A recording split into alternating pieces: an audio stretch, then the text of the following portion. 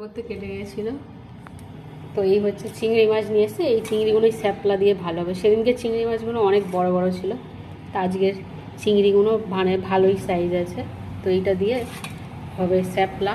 আর এই যে কাতলা মাছ নিয়ে এসছে, আর মাছের ডিম রয়েছে। এটা হচ্ছে লোটে মাছ। তো এই হচ্ছে মাছ ভাজা। তো এই নিয়ে এসে রান্না তো করতেই হবে। রান্না করবো বলতে ওদিকে ভেন্ডি ভাজা করেছি, ডাল করেছি, তারপরে চিচিঙে ভাজা করেছি, তো পুঁই শাক আর তো নিয়েই এসে এখন দেখি কী বানাই আর কী করি।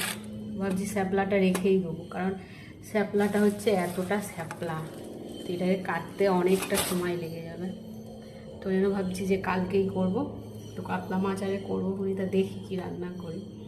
এখনও আমার খাওয়া হয়নি, তো বাবাইয়ের খাওয়া হয়ে গেছে, তোমাদের দাদা ভাইয়েরও খাওয়া হয়ে গেছে। আর লাড্ডুর আর গজার রাত্রিবেলায় মাংস করেছিলাম, ওটা রেখে দিয়েছিলাম। তো এই একটু আগে ফ্রিজ থেকে বার করেছি, তো ওইটা একটু যদি মানে গরম না হলে ওদেরকে তো ভাত দিতে পারছি, তো ওদেরকে দিয়েই তারপরে আমি খাবো হই, তারপরে আনাজগুলো খেতে তারপরে রান্না করব। তো লোটে মাছটাতে একটু ধনে পাতা দিলে ভালো হতো। তোমার দাদা ভাইয়ের হয়তো মনে নেই, মনে থাকলে ও মানে ধনে পাতাটা নিয়েই আসতো।